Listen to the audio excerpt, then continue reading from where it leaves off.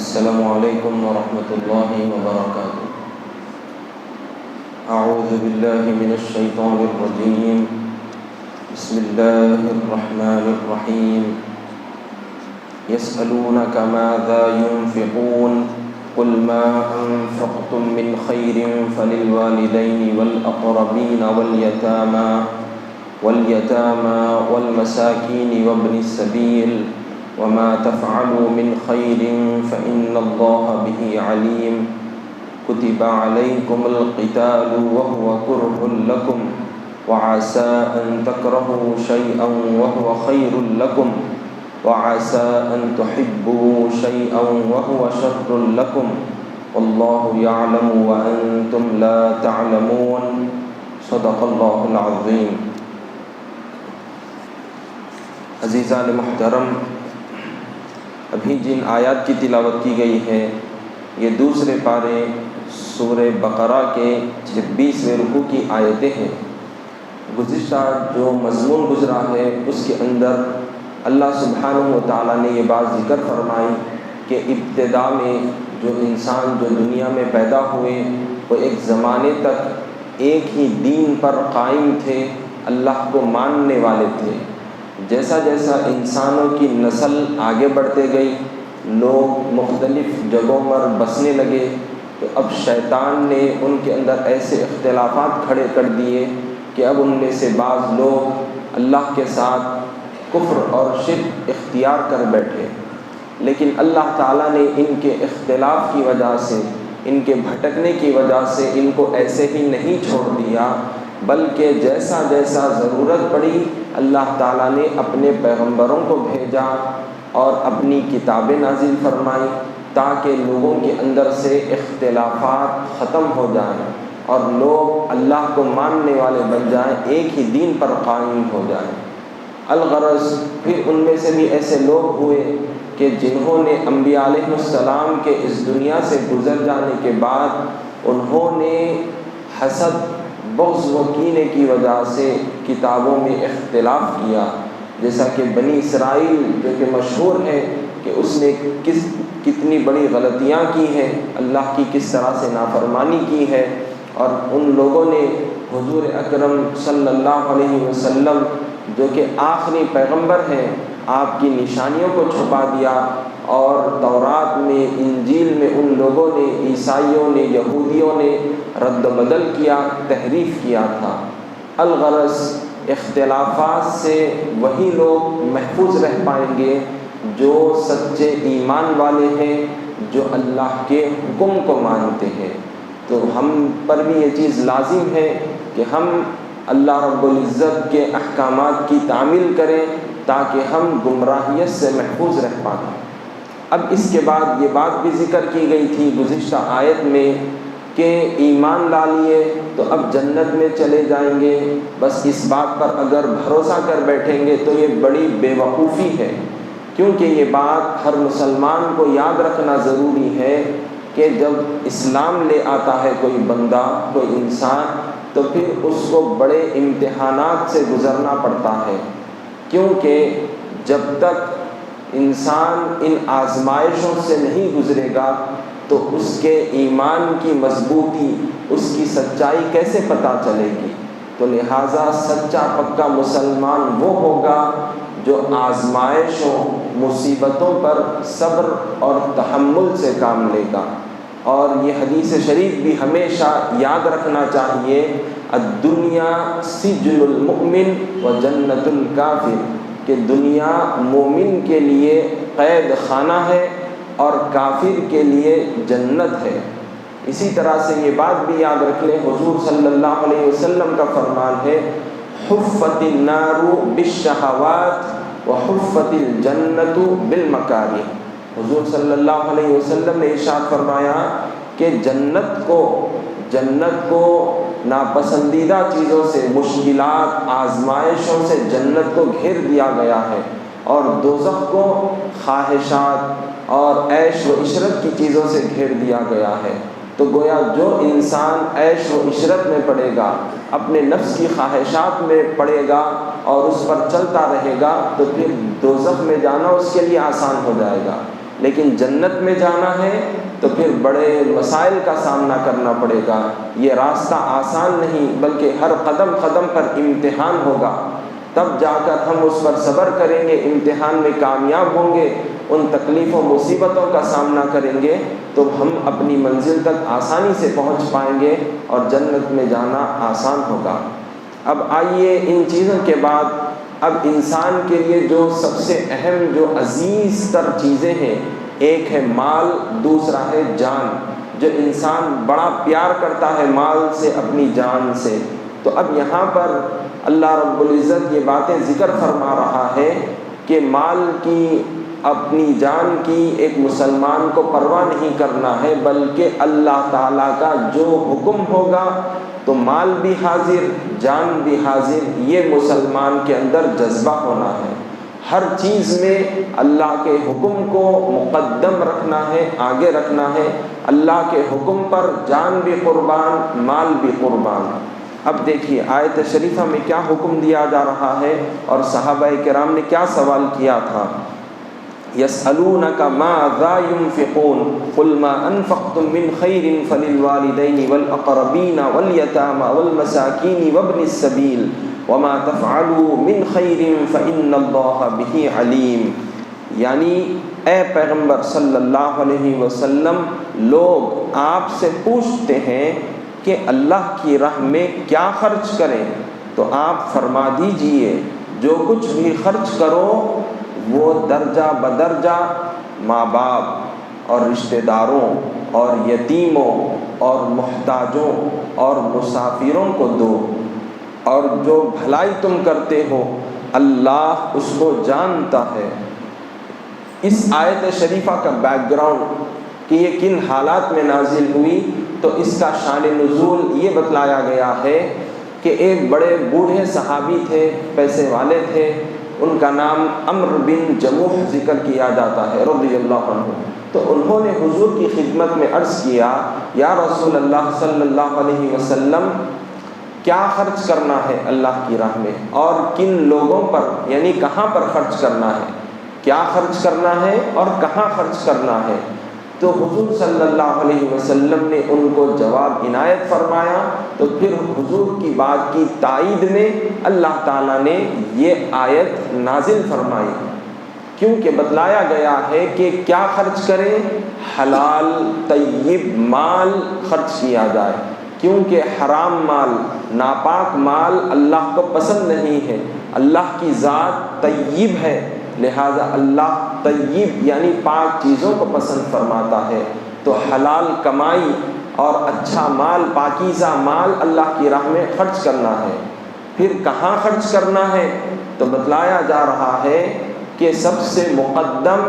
والدین ہے، والدین کا حق ہے ہمارے مال پر، تو ان پر خرچ کرنا ہے، ان کی خدمت کرنا ہے مال کے ذریعے سے۔ پھر اسی طرح سے بتلایا گیا ہے جو عزیز رشتہ دار ہیں، ان میں سے اولاد بھی ہے، بیوی بھی ہے، بھائی بہن بھی ہے، اور جو قریبی جو رشتہ دار ہیں، ماموں ہیں، پھپھا پھپھو چاچا، جو عزیز رشتہ دار ہیں ان پر خرچ کرنا ہے۔ اسی طرح سے بتلایا گیا کہاں خرچ کرنا ہے، یتیموں پر خرچ کرنا ہے کہ جن کے ماں باپ نہیں ہیں، جو یتیم لوگ ہیں ان پر خرچ کرنا چاہیے۔ پھر کہا گیا کہاں خرچ کرنا ہے، تو بتلایا گیا جو مسافر ہے، جو پریشان حال ہے، مسافر ہے، اس پر خرچ کرنا چاہیے۔ تو یہ چیزیں یہاں پر جو ذکر کی گئی ہیں یہ زکوٰۃ کے علاوہ کا حکم ہے، یہ زکوٰۃ کا مسئلہ یہاں نہیں ہے، کیونکہ زکوٰۃ کے پیسے آپ ماں باپ کو نہیں دے سکتے،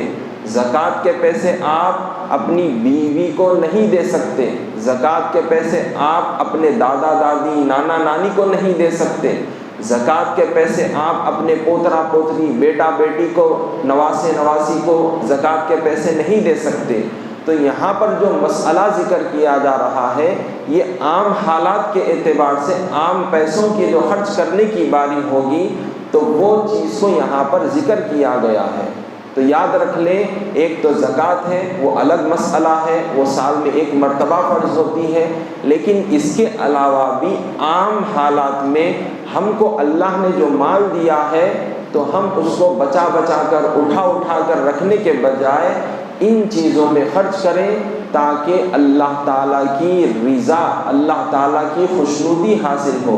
جو بھی ہم خرچ کریں گے اللہ تعالیٰ اس کا بہترین بدلہ ہم کو عنایت فرمائے گا، برکت عطا فرمائے گا، اور اللہ تعالیٰ ہماری نیتوں اور ہمارے ہر عمل سے اچھی طرح سے واقف ہے، جانتا ہے۔ تو لہٰذا مال بھی اللہ کا ہے، اللہ کے حکم پر اس مال کو خرچ کرنا چاہیے۔ اب آئیے دوسری چیز، اب یہاں پر جب جان قربان کرنے کی باری آئے گی تو مسلمان کو پیچھے نہیں ہٹنا چاہیے۔ اب اللہ کا فرمان سنیے، کتب علیکم القتال وهو کرہ لکم وعسى ان تکرہوا شیئا وهو خیر لکم وعسى ان تحبوا شیئا وهو شر لکم واللہ یعلم وانتم لا تعلمون۔ مسلمانوں، تم پر جہاد فرض کیا گیا ہے، اگرچہ وہ تم پر گراں ہوگا، بھاری معلوم ہوگا، مگر عجب نہیں کہ ایک چیز تم کو بری لگے اور وہ تمہارے حق میں بہتر ہو، اور عجب نہیں کہ ایک چیز تم کو بھلی لگے، اچھی معلوم ہو اور تمہارے حق میں بری ہو، اور اس بات کو اللہ جانتا ہے اور تم نہیں جانتے۔ یہ آیت شریفہ بظاہر جہاد کے تعلق سے ہے، لیکن یاد رکھ لیں جہاد انہی حالات میں فرض قرار دیا گیا ہے جب اس کے شرائط پائے جائیں۔ اسلامی ملک اگر ہوگا، اسلامی کنگڈم جب ہوگی اور جب دشمن ان پر حملہ کر دے گا تو اس وقت تو تمام لوگوں پر جہاد فرض عین ہو جائے گا، ورنہ نہیں۔ اب اس کے علاوہ یہ بات بھی یاد رکھ لیں، جو دشمنان اسلام مسلمانوں کے تعلق سے غلط مواد پھیلاتے ہیں، غلط باتیں لوگوں میں پھیلاتے ہیں کہ ایک مسلمان جو ایمان لاتا ہے وہ تو ہمیشہ لڑنا جھگڑنا ہی چاہتا ہے، وہ جہادی ہے، وہ فسادی ہے، اس طرح کی بے تکی باتیں وہ لوگ کرتے ہیں۔ لیکن یاد رکھ لیں کہ مسلمان انسانی اعتبار سے طبعی طور پر اس کے نیچر میں لڑنا جھگڑنا نہیں ہے، یعنی وہ مسلمان طبعی طور پر فطری طور پر اس کو پسند نہیں کرتا، لیکن حالات جب مجبور کرتے ہیں، جب ضرورت پڑتی ہے تو اللہ تعالیٰ نے بھی اس کو ضرورت کے اعتبار سے فرض قرار دیا ہے، اور وہ انہی حالات میں ہوگا۔ اور جب ایسی باری آ جائے گی اللہ کی راہ میں لڑنے کے لیے تو اس وقت ایک مسلمان کو اپنے ایمان کی حفاظت کی خاطر تلوار اٹھانے کی، ہتھیار اٹھانے کی اجازت دی گئی ہے، وہ بھی ضرورتاً ہے، ہر وقت ایسا ہرگز کرنا نہیں ہے، یہ بات یاد رکھ لیں۔ لیکن دشمن اسلام نے لوگوں کو یہ بات کہہ دی ہے، غلط بات پھیلا رکھی ہے کہ مسلمان یہی چاہتا ہے، لیکن ایسا نہیں ہے، بلکہ اللہ تعالیٰ یہاں خود فرما رہا ہے وَهُوَ كُرْهٌ لَكُمْ کہ تم کو یہ چیز ناپسند ہے، یعنی کوئی مسلمان بھی اس کو پسند نہیں کرتا، اندرونی طور پر اس کے اندر یہ بات پسند نہیں کہ وہ کسی کو قتل کرے، کسی کو مار دے، لیکن ضرورتاً اس کو اجازت دی گئی ہے، ضرورت کے طور پر، ڈیفنس کے طور پر، اس کے لیے تو ضرورت ہے اس کی ڈیفنس کرنا، اس کا حق ہے ڈیفنس کرنا، تو لہٰذا اس صورت میں تو اس کے لیے جائز قرار دیا گیا ہے۔ اب اس کے علاوہ یہ بات بھی یاد رکھ لیں، کچھ ایسے کام ہوتے ہیں ہم دیکھنے میں تو کیا سمجھتے ہیں، یہ چیز میرے حق میں اچھی ہے، بہتر ہے، ہم سمجھتے ہیں، لیکن اللہ تعالیٰ بہتر جانتا ہے کہ وہ ہمارے حق میں نقصان دہ ہے یا فائدہ مند ہے۔ تو بظاہر اچھی ہم کو معلوم ہوتی ہے، لیکن حقیقتاً کبھی ایسا ہوتا ہے کہ وہ ہمارے لیے نقصان دہ ہوتی ہے۔ مثال کے طور پر ایک شوگر کا مریض ہے، اس کو مٹھائی بڑی پسند آتی ہے، مٹھائی بڑی اچھی لگتی ہے، لیکن اگر وہ کھائے گا تو اس کے جسم کے لیے، صحت کے لیے نقصان دہ ہوگی۔ اسی طرح سے چھوٹے بچے ہیں، ان کو کھیلنا کودنا بہت پسند ہے، پڑھائی چھوڑ کر وہ کھیلنا کودنا اس چیز کو بڑا پسند کرتے ہیں، لیکن حقیقت میں وہ کھیلنا کودنا اگر ویسے ہی رہیں گے تو پھر ان کے لیے نقصان دہ ہے، کیونکہ وہ تعلیم سے دور ہو جائیں گے۔ تو یہ چیز دکھنے میں تو ان کو اچھی دکھ رہی ہے، لیکن حقیقت میں نقصان دہ ہے۔ بعض چیزیں ایسی ہوتی ہیں کہ بڑی تکلیف والی معلوم ہوتی ہے، نقصان والی معلوم ہوتی ہے، لیکن دیکھا جائے حقیقت میں تو وہ بہت اچھی ہوتی ہے۔ اب مثال کے طور پر دیکھیے، آپریشن جو کیا جاتا ہے تو وہ کسی کو بھی پسند نہیں کہ کاٹیں، اس کو جوڑیں، پھر اس کو جو بھی چیز کی جاتی ہے آپریشن میں، یا پھر کڑوی دوا دی جاتی ہے، بظاہر پسند نہیں ہے کڑوی دوا کھانا، انجیکشن لینا بہت سے لوگ اس کو ناپسند کرتے ہیں اور اپنے لیے تکلیف سمجھتے ہیں۔ دکھنے میں تو تکلیف والی چیز ہے، لیکن حقیقت میں آپریشن کے ذریعے سے اس کو صحت حاصل ہوگی، وہ اچھا ہو جائے گا۔ حقیقت میں اس سے وہ جو چیز اس کو کڑوی دوا معلوم ہو رہی ہے، وہ پیے گا تو صحت یاب ہوگا۔ اسی طرح سے انجیکشن ہے، بظاہر تکلیف ہو رہی ہے، لیکن حقیقت میں کیا ہے، اس کے لیے فائدہ مند ہے، اس کی صحت کے لیے اچھی چیز ہے۔ تو لہٰذا ہم کو جو چیز اچھی دکھ رہی ہے، ہم یہ نہ سمجھیں کہ یہی چیز میرے حق میں اچھی ہے، جو ہم غلط سمجھ رہے ہیں یہ نہ سمجھیں کہ یہ میرے حق میں بالکل غلط ہے، بلکہ ہر چیز اللہ کے حکم کے حوالے کر دیں۔ ہر حکمت مصلحت اللہ تعالیٰ ہی بہتر جانتا ہے۔ اور ہم دیکھتے ہیں دنیاوی چیزوں کے اندر، دنیاوی معاملات کے اندر، کہ ایک ڈاکٹر یا حکیم جو مریض کے لیے دوا تجویز کرتا ہے، جو علاج اس کا کرتا ہے، جو بات وہ ذکر کرتا ہے، تو ایک مریض اس کو فالو کرتا ہے۔ ڈاکٹر کو معلوم ہے کہ اس کو کون سی دوا دی جائے، کڑوی دوا دی جائے یا کون سی چیز دی جائے، تو پھر وہ چیز دیتا ہے تو ہم خوشی خوشی اس کو کھا لیتے ہیں۔ کیوں؟ صحت یابی ہم کو حاصل ہوگی، اس کی بات پر بھروسہ کرتے ہیں۔ اسی طرح سے ڈاکٹر منع کر دے شوگر کے مریض کو کہ یہ فلاں فلاں مٹھائیاں، یہ چیزیں نہیں کھانا ہے، کیوں؟ کیونکہ اگر تم کھاؤ گے تو یہ نقصان دہ ہوگی۔ تو ہم ڈاکٹر کی بات پر بھروسہ کرتے ہوئے ان چیزوں سے بچتے ہیں۔ تو لہٰذا دینی احکامات میں، دینی معاملات میں اللہ تعالیٰ کا جو حکم ہوگا ہم کو سر آنکھوں پر رکھنا ہے اور اس کو بجا لانا ہے۔